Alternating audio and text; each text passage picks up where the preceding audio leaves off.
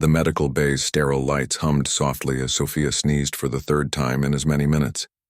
She wiped her nose with a tissue, groaning at the uncomfortable pressure building in her sinuses. Of all the things that could go wrong on a deep space mission aboard the Wanderer, catching a simple cold seemed almost absurd. Stupid recycled air, she muttered, pulling her standard-issue jacket tighter around her shoulders. Enzo appeared in the doorway, his dark eyes filled with concern. "You look terrible," he said, though his tone was gentle. "Thanks for the vote of confidence," Sophia replied, her voice hoarse. She managed a weak smile. "It's just a cold. Nothing the medical scanner can't handle." But that was the problem. The medical scanner had run its diagnostics 3 times, each result more puzzling than the last.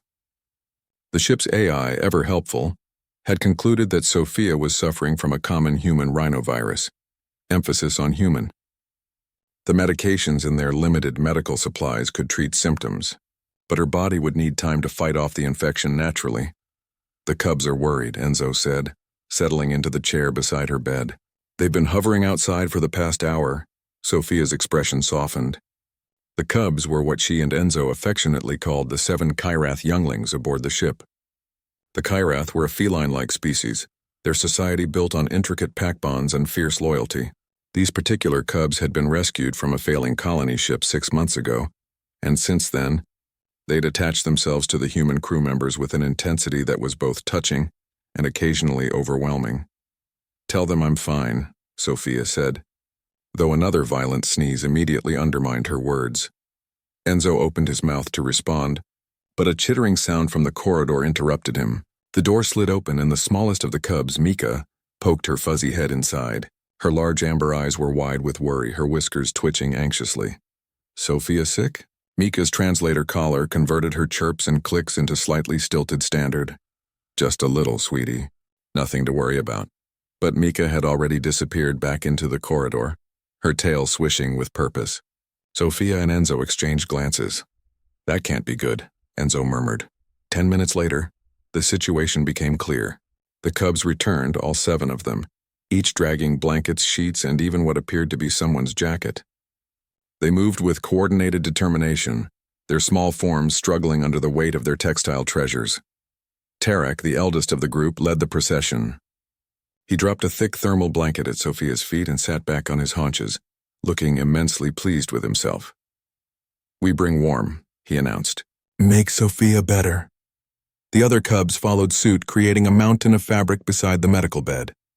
There were emergency thermal blankets from the supply closets, decorative throws from the common area, and even Enzo's favorite fleece jacket, which he'd been searching for that morning. Sophia felt her throat tighten, though this time it wasn't from the cold. You didn't have to do this. Pack takes care," Mika said simply, as if this explained everything. And in the Kyrath way of thinking, perhaps it did. Enzo watched as the cubs began carefully arranging the blankets over Sophia, their small paws surprisingly deft. They worked in silence, communicating through subtle ear twitches and tail movements. When they finished, Sophia was cocooned in layers of warmth, only her face visible in the nest they'd created. "Better?" Tarek asked, his head tilted expectantly. "Much better," Sophia assured him, her voice thick with emotion. "Thank you, all of you, but the cubs weren't finished." Over the next several hours, they maintained a constant vigil. They brought Sophia water in carefully carried cups, their movements slow and deliberate to avoid spilling.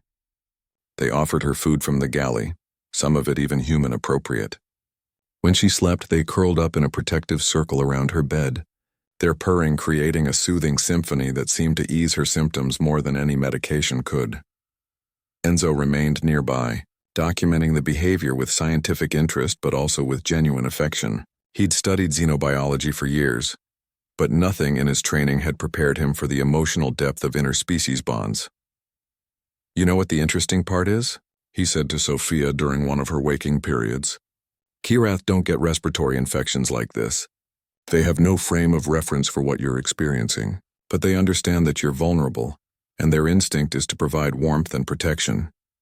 Sophia reached out from her blanket cocoon to scratch behind Mika's ears. The cub leaned into the touch, purring contentedly. "They're amazing," she whispered.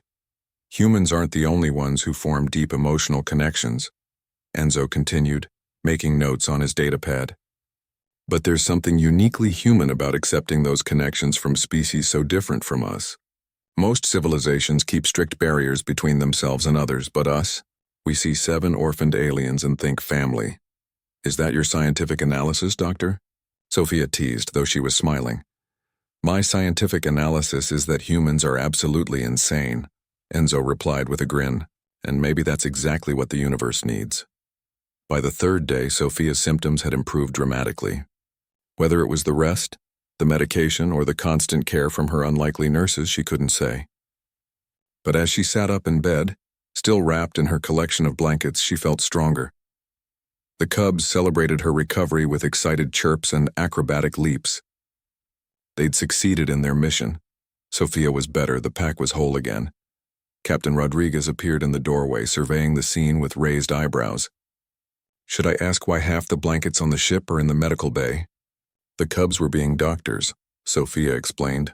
The captain's stern expression melted into a smile. Well, they did a better job than our medical AI, apparently. Carry on. As the cubs began the process of returning the blankets to their proper locations, a task that would take considerably longer than collecting them, Sophia caught Enzo's eye. You know what? She said. Maybe catching a cold was the best thing that could have happened. How so? Because it reminded me why we're out here. Not just to explore or to study, but to build connections, to prove that kindness isn't limited by biology. Enzo nodded, watching as Tarek struggled past with an armful of blankets twice his size. Humanity, fuck yeah? Sophia laughed, the sound clear and healthy. Humanity and our adopted pack, fuck yeah.